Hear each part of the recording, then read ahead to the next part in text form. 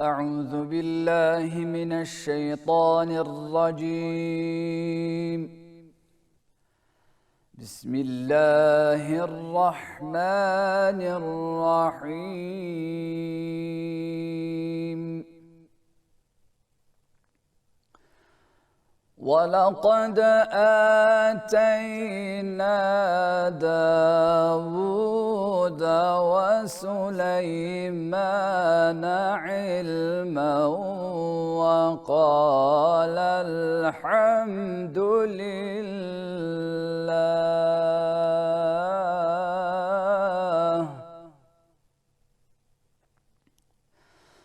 وقال الحمد لله الذي فضلنا على كثير من عباده المؤمنين.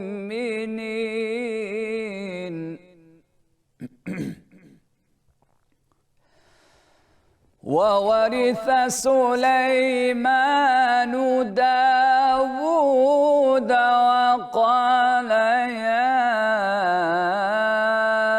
أيها الناس علمنا منطق الطير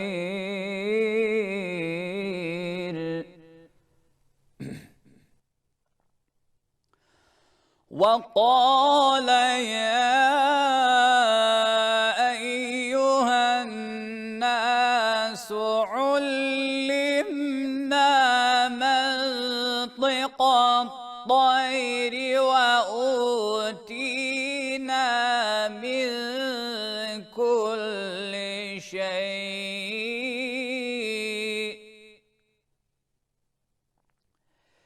إن هذا لهو الفضل المبين.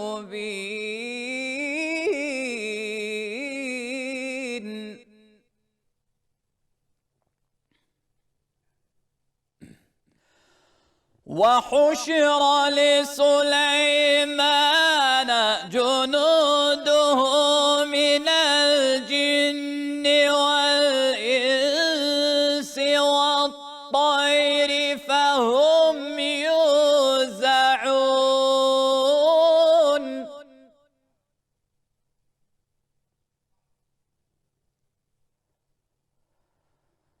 حتى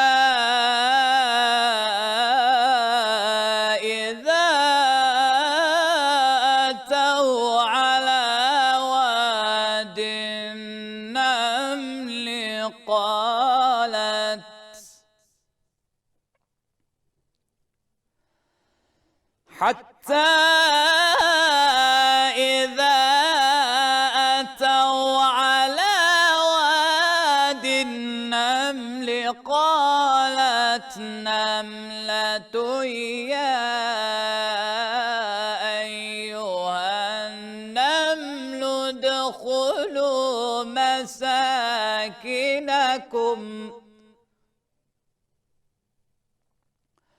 لا يحطمنكم سليمان وجنوده لا يحطمنكم سليمان وجنوده وهم لا يشعرون.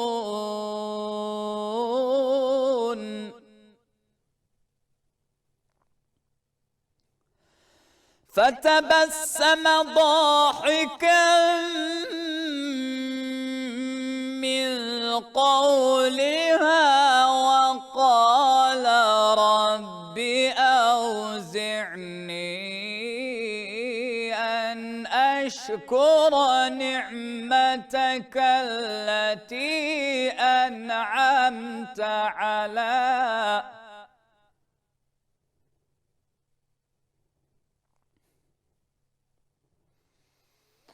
وقال رب أوزعني أن أشكر نعمتك التي أنعمت علي وعلى والدي وأن أعمل صالحا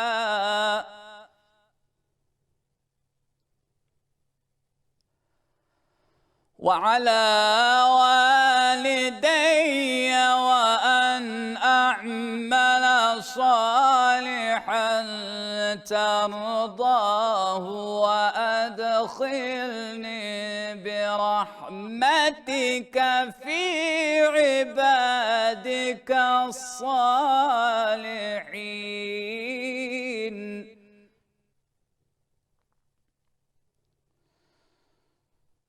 وعلى والدي وأن أعمل صالحا ترضاه وأدخلني برحمتك في عبادك الصالحين. صدق الله العظيم. Bismillahirrahmanirrahim. Değerli izleyiciler, hepinizi Yüce Allah'ın selamıyla selamlıyoruz.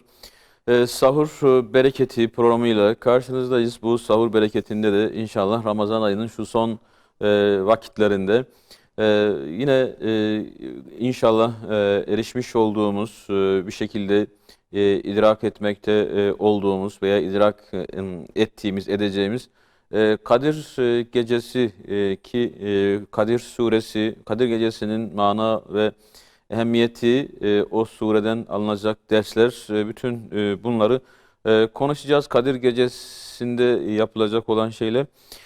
Muhterem Mehmet Göktaş hocamla birlikte. Hocam Kadir kıymet, Kadir kıymet ki şu anda bir değersizlik asrındayız ama insan kıymeti kadar, kıymet verdiği kadar aslında anlıyor, idrak ediyor veya erişiyor, öyle diyelim.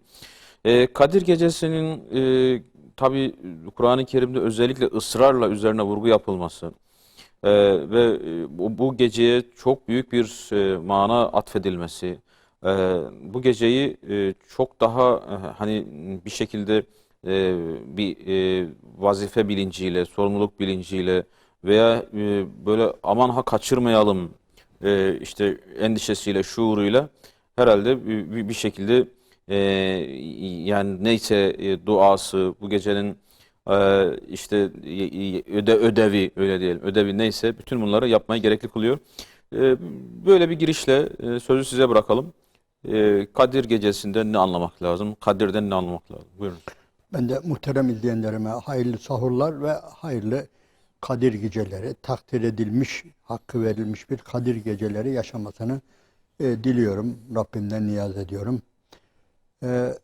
Söylediğiniz gibi bu sure, bir sure inmiştir bu gece hakkında. Hatta bu sureden ayrı iki olay daha var. Birincisi çok daha net. Şehru Ramazan ellezi ündile fihil Kur'an. Yani o Ramazan ayı ki onda Kur'an indirilmiştir. Aslında bazı hocalarımız her ne kadar Duhan suresinin başındaki ayetleri de başka yere çekmeye çalışsalar da yok Berat gecesiydi, yok veyahut da Resulullah'ın işte ana rahmini, hayır orada da yani Bismillahirrahmanirrahim Hamim vel kitabil mübin inna enzelnahu fi leyletin mübareketin inna kunna münzirin fiha yufragu kulli emrin hakim emran min andina inna kunna mürseline rahmeten min rabbik innehu huves semiyul alim. Burada da 5-6 tane küçük ayet aynen Kadir gecesinde, Kadir suresi kadar en azından yine aynı biz bu kitabı mübarek bir gecede indirdik diyor. 3 ayrı yerde yani buna vurgu yapılıyor.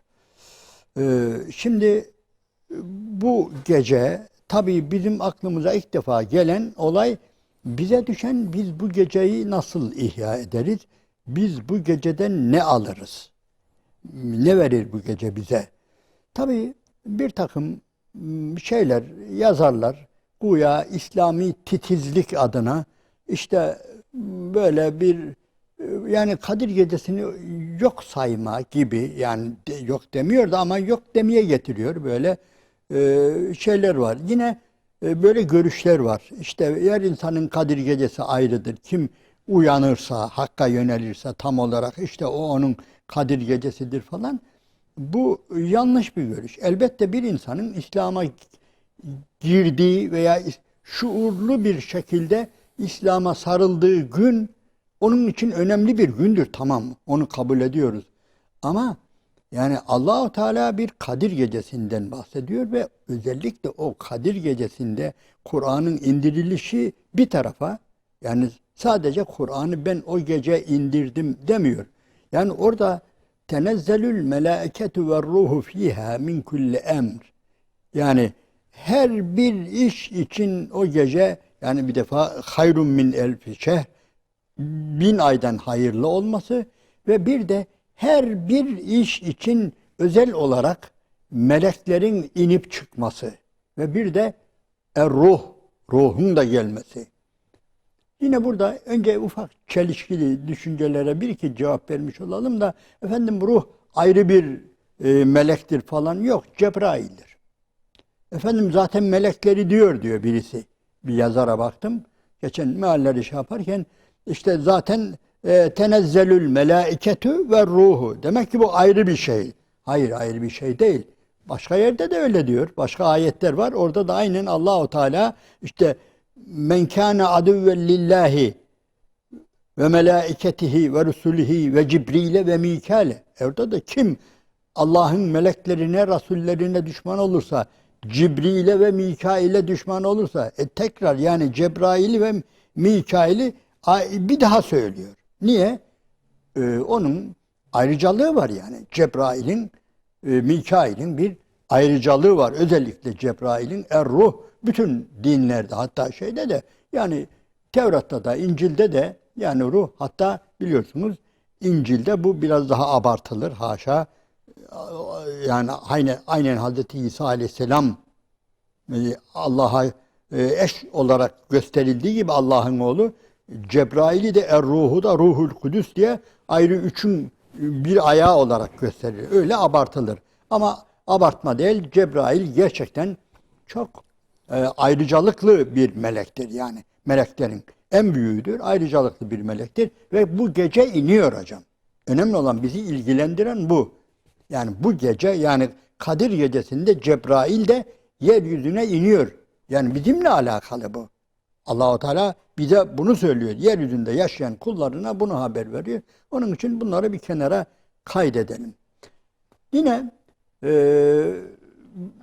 şu olaya da dikkat edelim. Bazıları diyor ki işte Kadir Gecesi'nde özel bir ibadet Allah'ın Resulü yapmamıştır falan diyor. Sonradan birçok işte şu kadar Kur'an okunursa, şu kadar işte bu Kur'an-ı Kerim zekatta şu kadar Kur'an-ı Kerim okunur, şu kadar namaz kılınır, bu işte namazlarda her birinde şu kadar şu sure tekrarlanır. Tamam, öyle bir şey yok.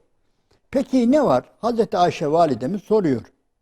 Ya Resulallah, ben Kadir Gecesi'ne tesadüf edersem, rastlarsam, denk getirirsem ne yapmam gerekir dediğinde Efendimiz'e bir dua öğretiyor. Allahümme inneke affuvun kerimun tuhibbul affe fa'fu anni. Peki bu kadar mı? Yani bu gerçekten biraz üzerinde durulması gereken bir şey. Bu kadar mı? Veya bunu yüzlerce binlerce defa tesbihle mi çekilecek? Hocam burada benim acizane düşüncem şu. Birincisi, her bir güzel amel için melekler iner de iner. Demek ki güzel amel işlenecek. Güzel, salih amel işlenecek. Güzel amel işlenecek. Bu gece nedir? Bu elbette Kur'an okumaktır, namaz kılmaktır, dua etmektir. Bir de yine Hazreti Ayşe'ye dayandırılan, radıyallahu anh'a dayandırılan yine bir rivayette Allah'ın Resulü'nün bütün gecelerinin aynı olduğuna dair. Hatta teravihi bile, yani 20 rekatlık bir teravihi bile şey yapmak için kullananlar var. Yani böyle bir şey yoktur falan diye kullananlar da Hazreti Ayşe'nin bu şeysine dayandırılıyor. Hocam ben önce şunu söyleyeyim. Yaptığım acizane araştırmalara göre Allah'ın Resulü zaten bütün geceyi ihya ederdi hocam. Bütün gecelerini ihya ederdi. Onun için zaten farklı sahabenin de büyük bir kısmı geceleri yani geceleri ihya eden insanlar. Bunlar Kadir Gecesi'ne denk gelip gelmeme onlar için o kadar bir problem şey değil. Telaşları, panikleri yok. Zaten ihya ediyor. İhya edebildiği kadar ihya ediyor. Hele hele Hazreti Ayşe validemiz buyuruyor ki hep oraya dayanıyor da bir hadisi şerifte şu hadisi şerifi önce şey yapayım. Efendimiz Buhari'de rivayet edilen İc'alû âhire salâtekum billeyli vitran. Gece kıldığınız son namaz vitir olsun buyuruyor. Bu da ilginçtir. Yani bizim bir yanlışlığımız hemen yatsıya bitiştiriyoruz biliyorsunuz. Halbuki gece kıldığınız en son namaz. Gece kıldığınız en son namazdan önceki namaz ne? Teheccüdler.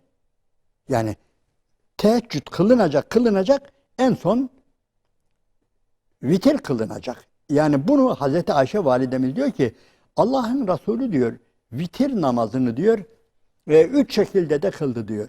Yatarken de kıldı, gecenin ortasında da kıldı. Fakat ömrünün sonuna doğru artık yani hep sabaha yaklaştırdı diyor. Şu bizim sahur yani şu anda vitri kıldı diyor.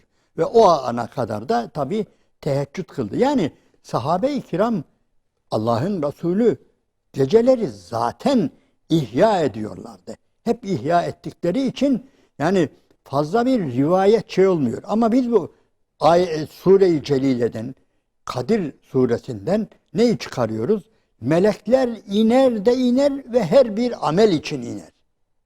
Her bir müminin yaptığı bir amel için, salih bir amel için durmadan inerler. Onun için birincisi biz tam artık şeyimize göre insan kendi vaktini iyi değerlendirir. Yani şu anda namaz kılmak mı daha elverişli bana göre?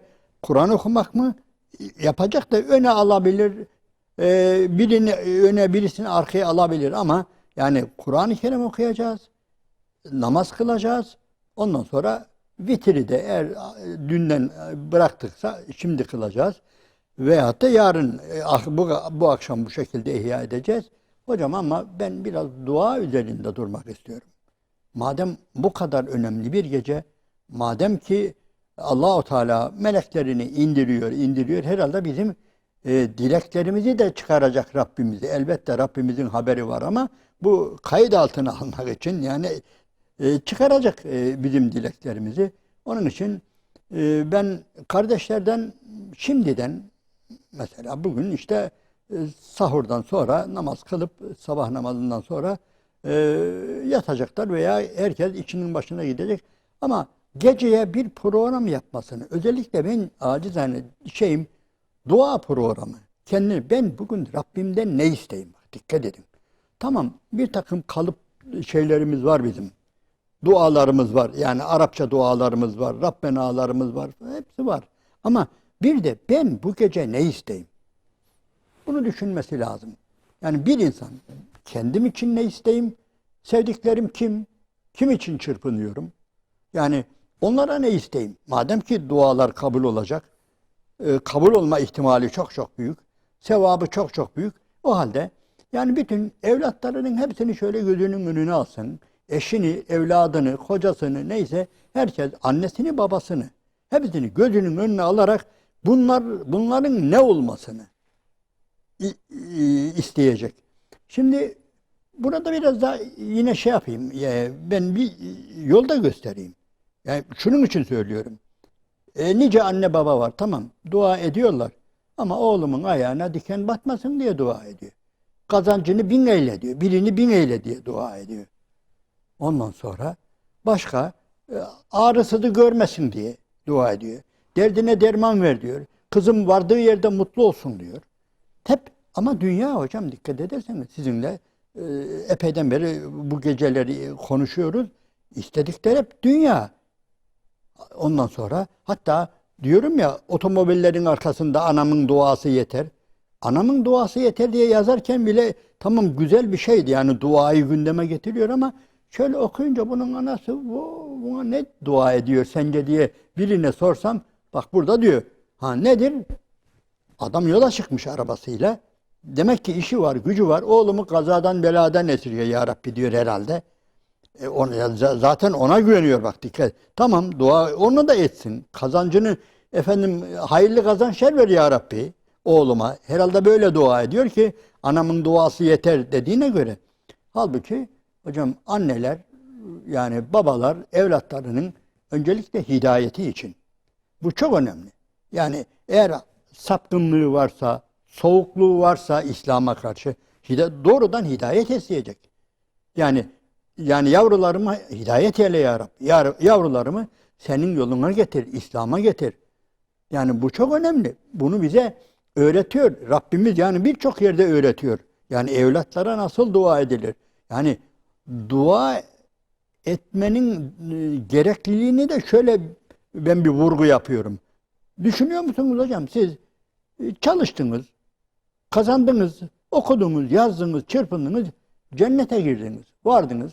Yani o hesap günü inşallah yani ne yapacağız? Yani kurtulacağız orada diyelim ki. Cennetliklerin içerisinde. Fakat şöyle bir bakacağız. Canımız, ciğerimiz, kızımız yok orada. Oğlumuz yok orada, Allah korusun. Böyle bir sahne, buna tahammül edebilir misiniz hocam? Hadi diyelim ki ilk gün o mahşerde herkes başı derdine düşecek ya. O zaman şey yapamayacağız, düşünemeyeceğiz, kaçacak. Yevme yefirrul mer'u min ahihi ve ummihi ve ebihi ve sahibetihi ve beni, kaçışılacak. Ama diyelim ki daha sonra aklınızı başınıza aldığınızda, yani ne acı bir olay hocam, öyle değil mi? Yoksa eğer evladınız orada yoksa, babanız yoksa, anneniz yoksa, kardeşiniz yoksa, yani o cennetliklerin içinde, yani ne bileyim, belki Allah bunun şeysini unutturacak bize. Onları yani bizi ikna edecek. Yani Hazreti Nuh'u ikna ettiği gibi, innehu leyse min ehlik, o senin ehlin değildi diye yani ikna ettiği gibi belki cennetlik anne babaları da ihya edecek. Ama yine nedir? İster miyiz hocam? Yani evlatları. Onun için bundan daha önemli bir olay göremiyorum. İlk etapta bir mümin evlatları için, torunları için, yani özellikle birinci derecedeki yakınları için, daha sonra uzatsın, onları yani kamil insan olması için, iyi bir Müslüman olması için, alim olması için, وَالَّذ۪ينَ يَقُولُونَ رَبَّنَا هَبْ لَنَا مِنْ اَزْوَاجِنَا وَذُرِّيَّاتِنَا قُرَّةَ اَعْيُنٍ وَاجْعَلْنَا لِلْمُتَّق۪ينَ imama. Yani hem Allah bize öyle bir dua öğretiyor ki sıradan bir şey de istemiyor hocam, istetmiyor bize. Benim evladım sıradan bir mümin değil, sıradan bir Müslüman değil. Yani müttakilerin önderi olsun. Müttakilerin önünde gitsin, imamı olsun. Vec'alne lil müttakine imama. Yani bu Allah'ın bize öğrettiği gerçekten muazzam bir hazine. Ya Rabbi sen öğrettin, bize bunu istiyoruz diye. Onun için hocam böyle elverişli günlerini, yani Kadir Gecesi başta olmak üzere diğer şeylerde, yani insanlar evlatlarının hidayeti için, kötü huylarını bırakması için, içkisi varsa içkisi, kumarı varsa kumarı, daha başka kötü alışkanlıkları veya ne bileyim neye kapılmış gidiyorsa, yani bunlar için Allah'a yalvarmalı hocam. Yani dua madem kabul oluyor, onun için şimdiden yani düşünebiliyor muyuz? Hocam eğer yetkili birisi, elinde yetki olan birisiyle bir randevu alsak, bize deseler ki hocam sen işte şeyle görüşeceksin falan, bakanla, başbakanla veyahut da dediğim gibi daha başka yetkililerle, yani gücü kuvveti olan, imkanı olan birisiyle buluşabilmek için randevu şey yaptıysa, hocam inan belki kaç gün şey yaparız ha, ne konuşacağımızı, ne diyeceğimizi, ne isteyeceğimizi, öyle değil mi? Bu adamdan ne isteyelim ya? Madem ki bir defa varacağız, gerçi Rabbimiz haşa her zaman kapısı açıktır, o ayrıdır, ama yani madem ki bu gece böyle bir gece, onun için yani evlatlarımızla beraber hepimiz, Rabbim dedim bir Furkan suresinden bir ayet okudum ama yani İbrahim suresi, gerçekten İbrahim suresinde Rabbimiz İbrahim'in diliyle bize öğretiyor. Hocam insan bu dünyada, eğer dikkat ederseniz şöyle, bir arkası vardır, bir önü vardır. Yani bir geldiği yer vardır, bir önü vardır. Bu çok önemlidir. Arkasına döndüğünde annesi babası var. Yani önüne döndüğünde, yani onlar belki ahirete gitmiş veya gitmek üzere olan annesi babası var. Önünde de evlatları var. Onun için daha da kendisi var. Bak dikkat edin, üçlü. Bir kendisi merkezde, gerisinde annesi babası veya nineleri, dedeleri, önünde de evlatları, torunları var. Allahu Teala bize, yani bunu bildiği için bize bunun bu makamda ne söylenilecek? Böyle bir konumda bir insan Allah'tan ne isteyecek? Rabbi cealni mukimes salah ve min zürriyeti. Ey Rabbim, beni namazı ayakta tutanlardan, yani sadece namaz kılanlardan demeyelim, yani namaz ibadetini ayakta tutanlardan, ayağa kaldıranlardan, namazı kılanlardan eyle beni Rabbi cealni mukimes salati ve min zürriyeti. Önümdeki şu evlatlarım var ya, şu kızım, şu oğlum, şu torunum, bunları da, beni de, bunları da namazı ayakta tutanlardan eyle. Bir insan bundan daha fazla önemli bir şey isteyemez Allah'tan. Bu kadarını. Ondan sonra Rabbi canni mugimes salate ve min zürriyeti Rabbena ve tegabbel dua. Rabbena gfirli ve li valideyye. Beni ve annemi babamı da affet.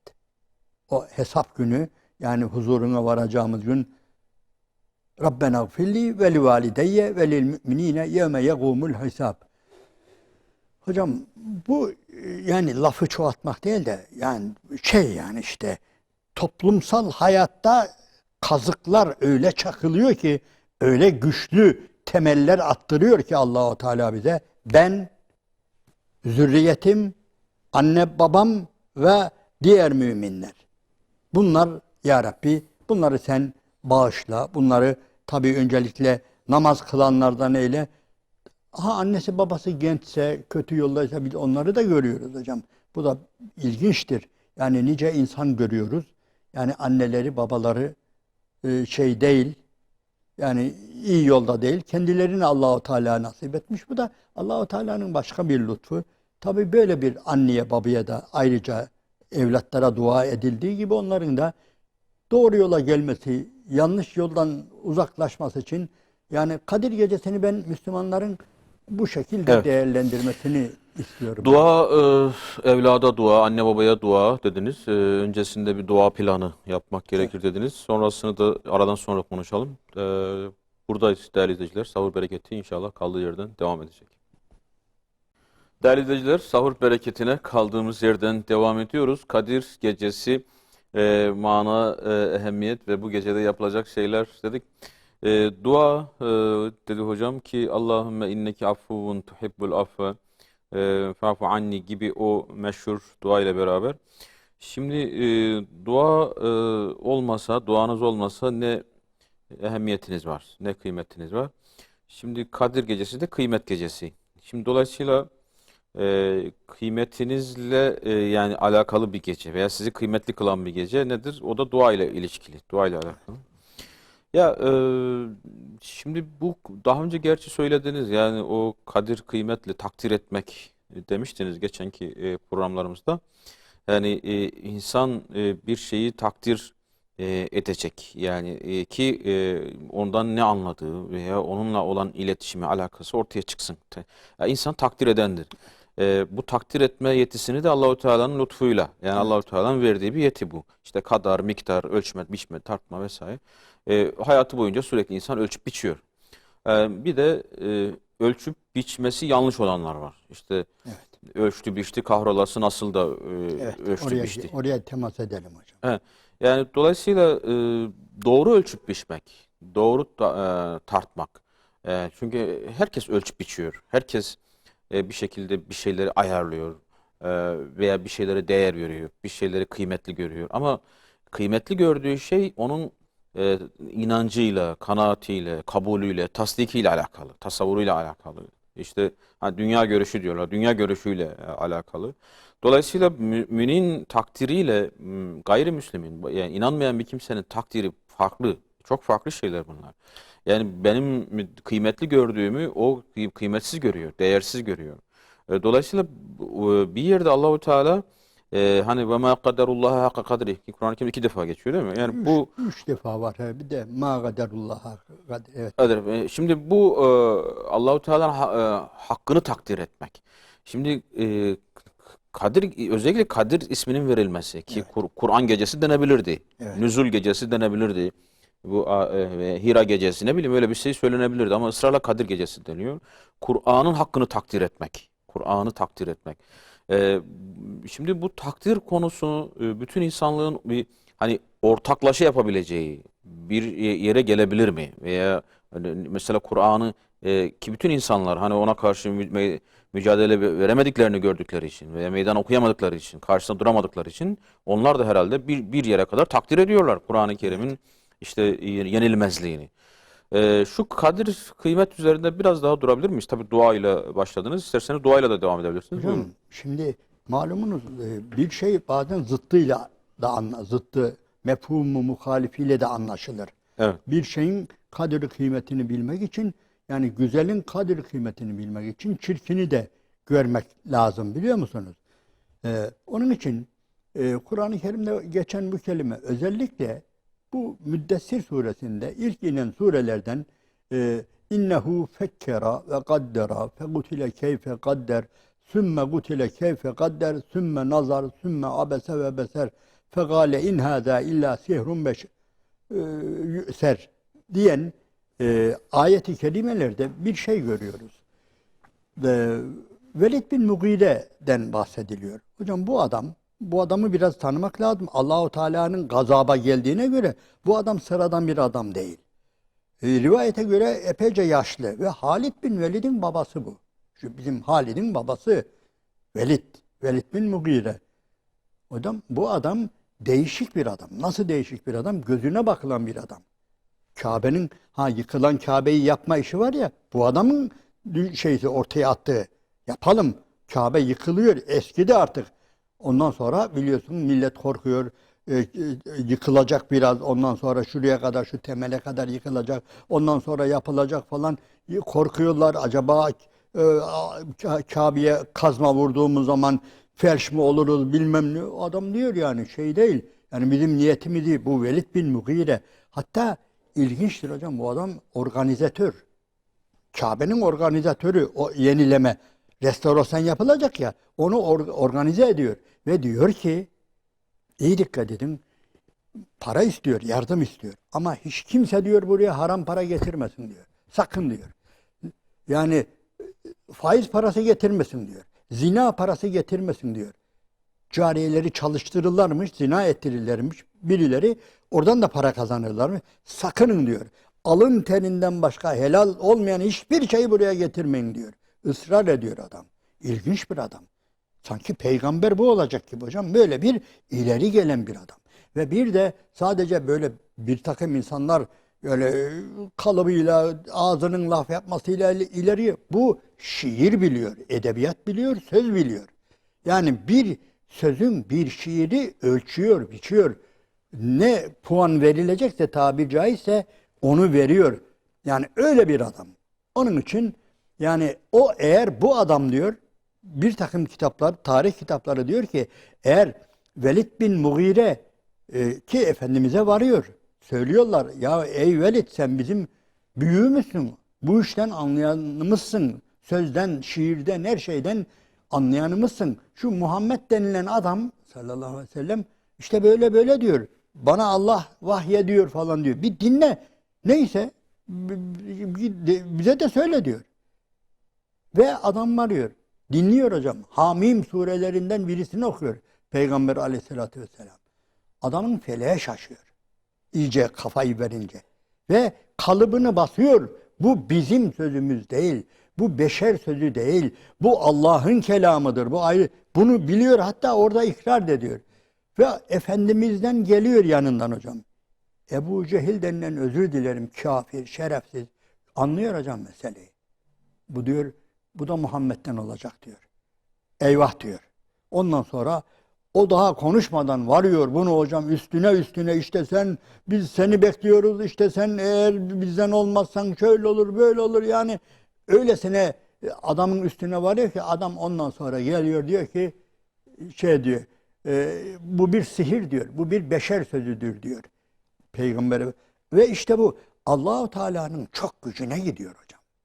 Yani öyle gücüne gidiyor ki bile bile göre bu nankörlüğü yapması ve böyle bir değerlendirmede bulunması innehu fekkera ve kaddera yani tefekkür etti, düşündü, ölçtü, biçti, kahrolası nasıl da ölçtü, biçti. Ondan sonra böyle beşer sözü dedi. Onun için hocam insan takdiri bekler.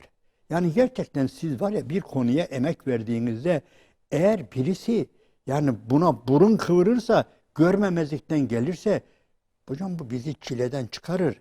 Yani pazara götürdüğümüz yani bir malınız var ciddi bir mal. Eğer birisi gelip böyle burun kıvırıyor bunda bir şey yok dediği zaman olduğu halde sizin malınızı siz biliyorsunuz. Yani diyelim ki siz pazara bir koyun getirdiniz veya bir başka bir şey. Geçiyor. Böyle şeylerde fazla hata edilmez yani. Yani diğer kim bir koyun götürdüysen en fazla biri yani 100 lira aşağı 100 lira yukarı verebilir. Ama bazı şeyler gerçekten takdir gerekir. Takdir erbabı. Onun için Allahu Teala bizden insaflı olmamızı, vicdanlı olmamızı, vicdanı olmayan, insafı olmayan bir insan takdir edemez hocam. Başkasının yaptığı, ortaya koyduğu eseri takdir edemez yani vicdanı olmayanlar. Onun için Allahu Teala bizden bunu istiyor. Orada hocam hani şirk en büyük zulümdür. İnne şirke le zulmün azim ayetinde.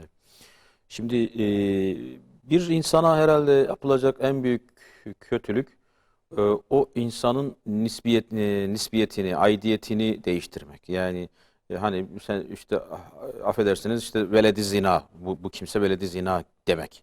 Yani böyle bir iftirada bulunmak. Onun aidiyetini şey yapmak. Şimdi bütün varlıklar Allahü Teala'nın işte yarattığı iken, onun tasarrufundayken kalkıp da onun tasarrufunu başkasına yani bu varlıklar üzerinde Allahü Teala'nın bir şey yok da her bir varlık kendi kendine. Şimdi burada hocam özür dilerim. Hemen bu olayı şu sizin anlattığınızı sözünüzü kesiyorum da ben biraz daha gençlere anlatabilmek için diyelim ki Mimar Sinan bir cami yapıyor. O zamanı düşünelim. Yükseltmiş epeyce. Ondan sonra Süleymaniye'yi yapıyor, yükseltmiş. Ondan sonra bu arada bir sarhoş da gelmiş, sallanırken duvarın dibine sızmış orada uyuyor. Şimdi bir başka adam, üçüncü bir adam geliyor İstanbul'u görmeyen. Ondan sonra şöyle bakıyor, ediyor, şey yapıyor. Bu ne muazzam şey ya bu. Yapsa herhalde en yakınında bu var. Şu adam yapmıştır dediğinde sen Mimar Sinan'ı ne kadar gücendirmişsen, kızdırmışsan, gücendirmişsen yani düşünele yani şu adam yani sızmış ayağa bile kalkamıyor.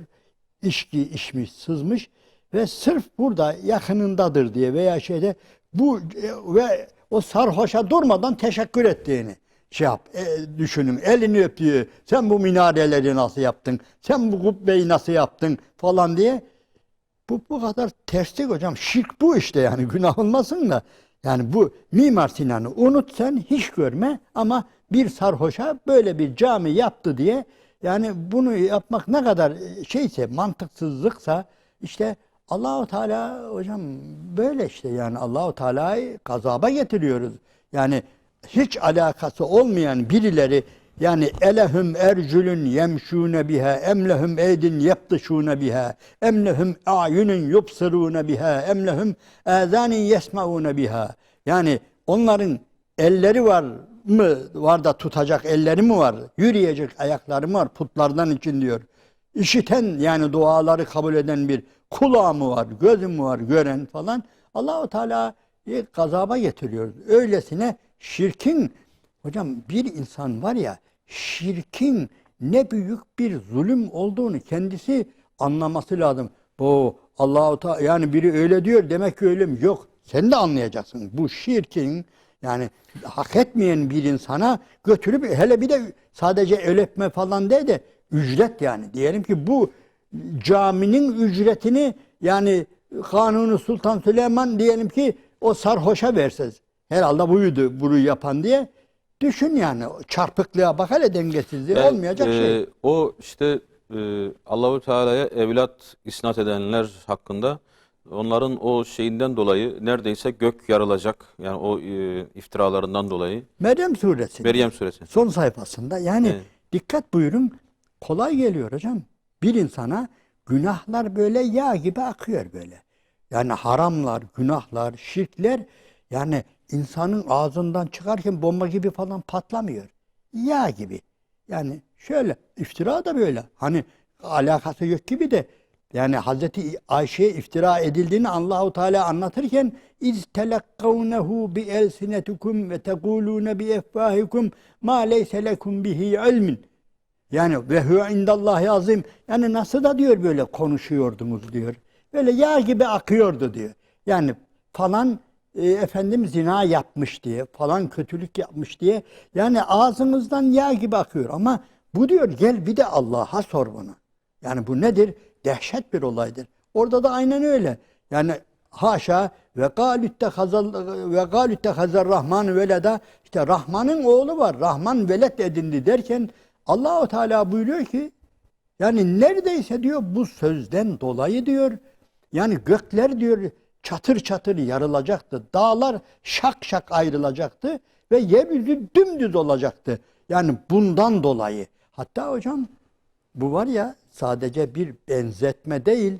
Yani acizane benim okuduklarımdan vardığım kanaat şu.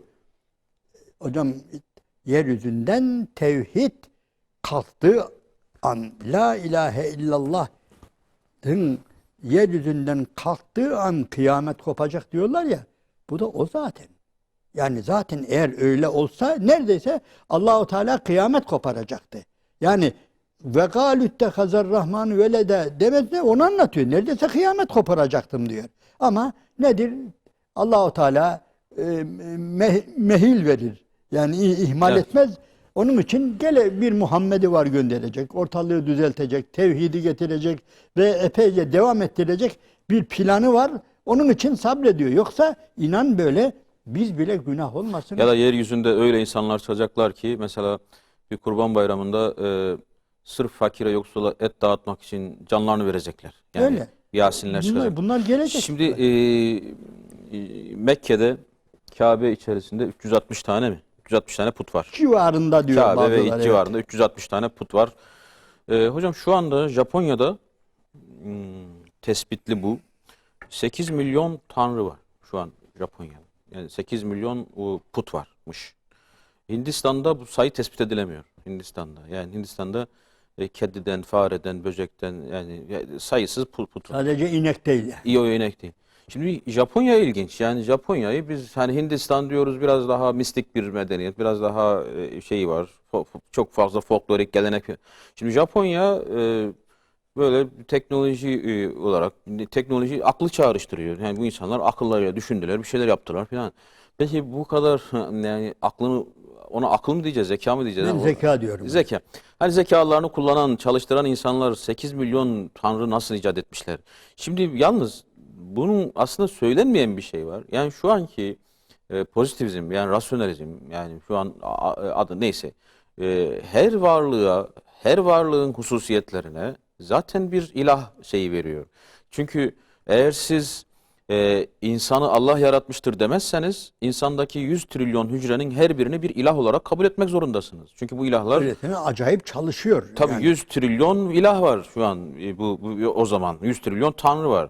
İşte eferaeytum ma tehrusun, o ektiğiniz tohumu gördünüz. Eğer biz o tohumu Allahu Teala'ya isnat etmezsek bütün tohumlar ilah oluyor doğal olarak. Yani çünkü kendi kendine karar veriyor.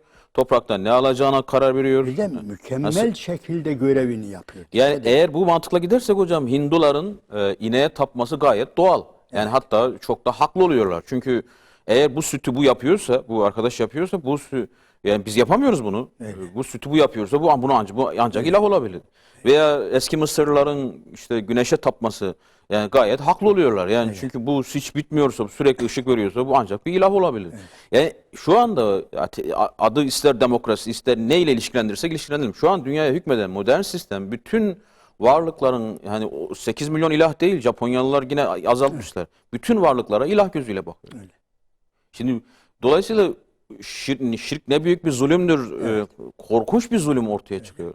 Yani Allahu Teala'nın hani yani böyle gücüne gitme falan diyoruz ya, yani tahammül etme. Yani sabur ismi ne kadar sabırlıdır. Ne kadar, yani işte o zaman Kadir Gecesi bunu bakın bir dakika, yani siz bari doğru ölçün. Kur'an'da bunun şeyi var gibi mi? Böyle mi anlıyorsunuz? Aha, takdir zaten baştan Evet. dediniz ya siz. Hocam takdir çok önemli bir olay. Yani çok önemli bir meziyettir. Ve takdir edilen de ayrıca yani şey yapar, sevinir. Yani sevinmekten de yani bir insanın bilinmesi önemli. Hocam eğer derste bir öğretmen oğlumu fark etmiş ha diyor. Oğlunu kendi biliyor ya bak, övdüğü içinde de yani bizim çocuk diyor gerçekten çok şey. Ve zaten ilk günden hoca diyor farkına varmış. Ha, hoca nedir? Hoca takdir etmiş. Ölçmüş, biçmiş ötekilerin içinde. Yani bu nedir? Hem çocuk için bir mutluluk ve öğretmen için de bir erdemdir. O da bir imtihandır. Ha, ben buldum. Yani ötekilerden farkını gördüm bunun. Yani demesi, bu da aynen böyle bir olaydır. Yani Allahu Teala'nın uluhiyetini yani takdir etmek, hocam ben teşekkürle takdiri birbirine biraz şey yapıyorum, yaklaştırıyorum. Hocam teşekkür edilmiyorsa bu kadar bunca nimet, yani düşün hele bir bardak su verene nasıl teşekkür ediyoruz? Ya zahmet ettin bilmem ne. Ya ondan sonra hatta bunu çok dile getiriyorum. Gelen turistlere bakıyor musunuz hocam şöyle? Eğer dışarıdan Türkiye'ye gelen, Avrupa'dan şuradan buradan gelen turistlere bakarsanız hepsi Türkçeyi bilmese bile teşekkür ederim onu öğretmişler. Niye? Teşekkürsüz. Yani önce teşekkürü bileceksin. Bize de öğretiyorlar. Yani bugün Türkiye'de okuma yani kültür düzeyimiz o kadar Avrupa gibi olmamasına rağmen en cahil çocuğumuz bile nedir? Hem teşekkürü bilir, hem thank you bilir, hem merci bilir, hem Almancadan da bilir, Dankeschön, şükran kesiran. Bunları bilmeyen bir insanımız yok. Niye? Çünkü hocam biz çocuğumuza öğretiriz bunu. O yavrum amcana teşekkür et bak hadi. Ablana teşekkür et kızım falan. Niye? Bir iyilik yapılınca kesinlikle teşekkür edilmesi gerektiğini. Hocam yani şu bir bardağa yani böyle bu kadar teşekkür ediyorum. Bu yağmurları yağdıran, bu suyu gönderen yani ya bir defacık onu hatırla ya. Bil, eğer bunu bileme bundan daha büyük cinayet olabilir mi hocam? Yani sen bir fincan kahveye 40 yıl hatır sayacaksın ama yani bu bütün bitkileri emrimize veren, o bitkileri yiyecek ağzı, dişi, mideyi, her şeyi bize ve her şey ya. Bir tane birazı bizden olsa da gene şunun bardağı benden en azından suyu ondan veyahut da yani azıcık bir şeye, çok az bir iyiliğe, çok az bir iyiliğe durmadan böyle teşekkür ediyoruz. Ama öbür tarafta yani ve esbega aleykum ni'mehu zahireten ve batıneten gece gündüz hiç üzerinize yağdırıyor diyor Allah diyor. Yağdırıyor her şeyi. Bunu görmemekten daha büyük bir cinayet olamaz hocam. Yani olur mu yani? Siz düşünebiliyor musunuz? Yani ben bazı misaller veririm. Diyelim ki bir çocuk yani gördünüz okula gitmiyor. Üzeri başı kötü falan. Yavrum işte okul vakti sen ne iş yapıyorsun? Ne bu elindeki mendil? Üzerin kötü bilmem ne. Bakıyorum iyi yani zavallı bir çocuk işte amca ben yok ben okuyamıyorum. Niye? İşte benim babam yok. Annem hasta. İşte ben bu mendili satacağım. Düşünsene bu çocuk artık mendil biraz daha büyüğü olabilir. Belki daha sonra bir kasaya koy yani bu. Ondan sonra siz de durumunuz iyi. Yeriniz de müsait. Gel yavrum onu bırak sen. Git annesinden nüfus cüzdanını alıyorsun bu çocuk buraya olacak. Ondan sonra oradan bir yurda veriyorsunuz. Ondan sonra veya annesine harçlığını. Bu çocuk burada okuyacak. Çocuğu okutuyorsunuz. Ve ayda harçlığını veriyorsunuz bilmem ne falan. Ve bu çocuk büyüyor. Yani sadece okutuyorsunuz. Hocam buna rağmen eğer bu çocuk sizi böylesine iyiliklerinize şahit olduğu halde bir gün yani vardığınızda sokakta o evlerinde sizi görmemezlikten gelse, düşünebiliyor musunuz? Sizi görmemezlikten gelse, duymamazlıktan gelse, yani hocam bilmiyorum da çıldırırız herhalde. Evet, ama her şey ya keseriyorum desiniz ya Hazreti Ebubekir bile neredeyse yani vela ye'telu ulul fazlı minkum ve saati Hazreti Ayşe'ye o iftiraya katılanlardan biliyorsunuz o şahsı şey yapmış yani vermeyeceğim değil mi ya Allah-u Teala ayet gönderiyor hayır vereceksin diye. Şimdi burada yani bir baba düşünün hocam. Hele bugünün babaları, anneleri çocuklarına biraz daha çok daha deminki söylediğim gibi hidayeti için düşkün değil de yani sağlığı, sıhhati bilmem ne için şey yapıyorlar. Bir baba düşünün hocam. Böylesine çocuğu üzerinde titiz yani. Çocuğunu iyi biri olsun diye çırpınan bir baba. Yani gıdasına bakıyor, giyimine bakıyor, her şeysini. Bir gün dışarı baksa şöyle ileri bir sokakta zibidinin biri özür dilerim. Böyle uyuşturucu kullanan birisi bu çocuğa durmadan emrediyor. Koş buraya bakayım koş. Varıyor koşuyor. Ondan al şuradan bana işte şey getir, balı getir veya bir bira getir, şunu getir. Çocuk böyle bunun önünde eğildiğini şey yaptığını düşünün. Hocam siz buna tahammül edebilir misiniz? Sizin yavrunuz, evet, sizin beslediğiniz, büyüttüğünüz, her şeyini verdiğiniz birisi başkasının kulu olmuş yani. Evet.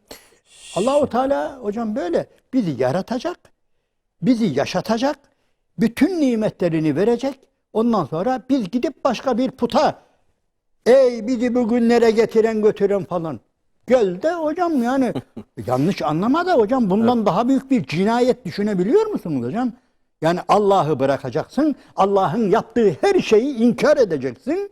Yapmadı o diye, ya kim yaptı? Falan yaptı. Peşmeken yaptı. Yani düşün hele. Onun için hocam bu yani günahın büyüklüğünü öğreneceğiz ki sevabı anlayabilelim. Günahı bile, suçunu bilemeyen hocam, suçunun ne büyük, yaptığı için ne büyük, özür dilerim, küstahlık olduğunu, bugünkü dünyamızda bile, gündelik hayatımızda bile, yani küstahlığının sınırlarını ölçemeyen bir insan, ne var ki ya işte bir de şöyle, işte bir şöyle yap, en suçunu böyle basit gören, ki Efendimiz öyle buyuruyor, münafık diyor, bir günah işlediği zaman diyor, aynen öyle, şu burnunun üzerine konmuş bir toz, siyah bir toz gibi, toz taneciği gibi görür diyor. Hadis-i şerifte şöyle diye bir üflediğim mi gider zanneder diyor. Ama mümin bir günah işlediği zaman yani onu arkasındaki çok büyük bir kaya ve üzerine yıkılmak üzere olan bir kaya gibi görür diyor.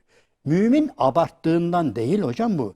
Mümin bir şeyi küçük günahı büyük göstermede evet, Allah'a karşı işleniyor bu günah.